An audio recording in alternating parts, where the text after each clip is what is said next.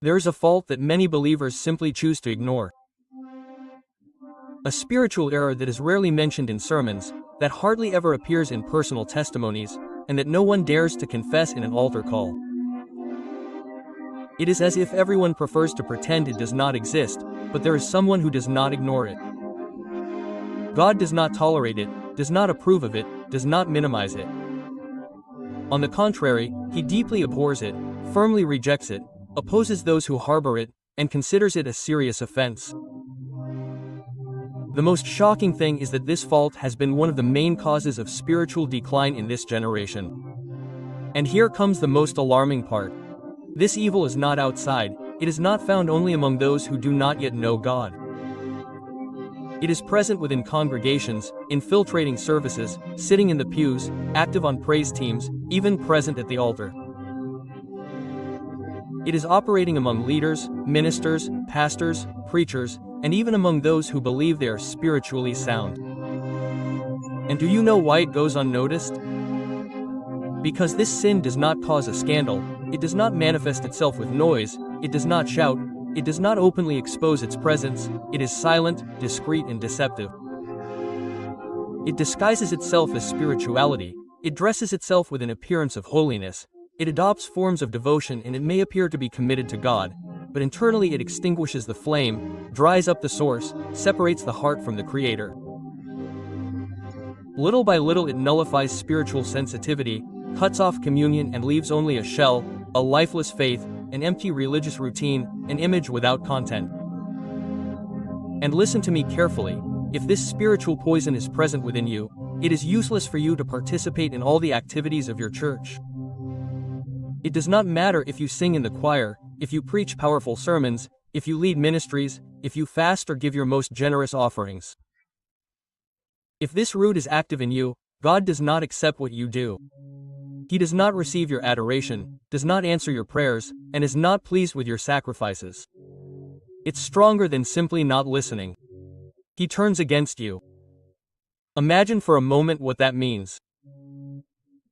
The same God who should be in your favor is closing the heavens over you, not because he doesn't love you, but because there's something inside you that he can't bless. Your words don't rise, your praise doesn't touch the heavens, and your spiritual life becomes a dry and powerless routine. And the saddest thing is that almost no one is denouncing it. Few have the courage to preach about this because it's easier to talk about promises, miracles, and prosperity. It's much more comfortable to feed expectations than to confront the soul.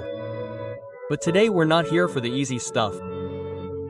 Stay until the end of this video because what you're going to discover could shake your life completely. Get ready to face truths that you may never have heard. We're going to get to the bottom of what's been sabotaging your walk with God.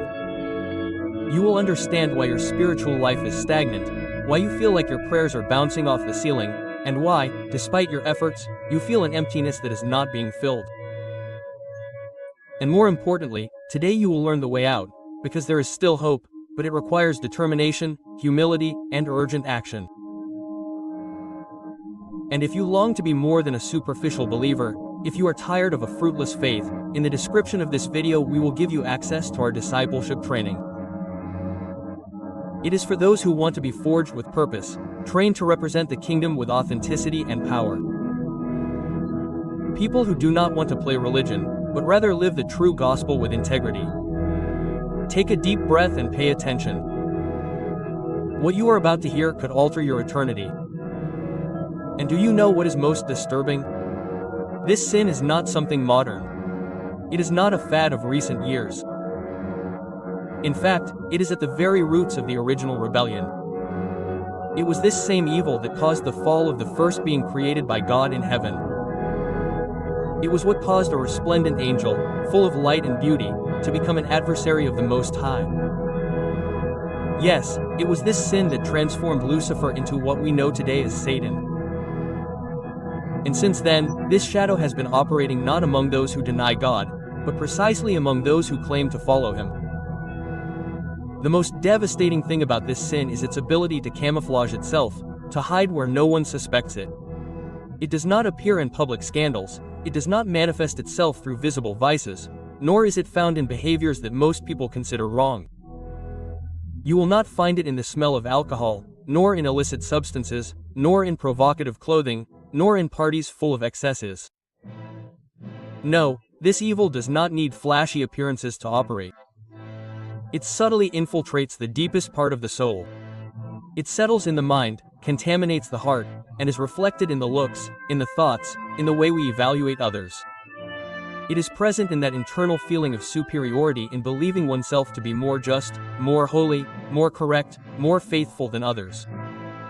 And it is precisely there, in that silent arrogance, that the enemy achieves his greatest victory. While many believers are busy fighting against the sins that are seen, against debauchery, betrayal, addictions, and the excesses of the world, this sin expands within those who claim to love God. It spreads within entire congregations, settles in ministries, sits in pulpits, and dwells in the hearts of those who believe they are spiritually firm, but are more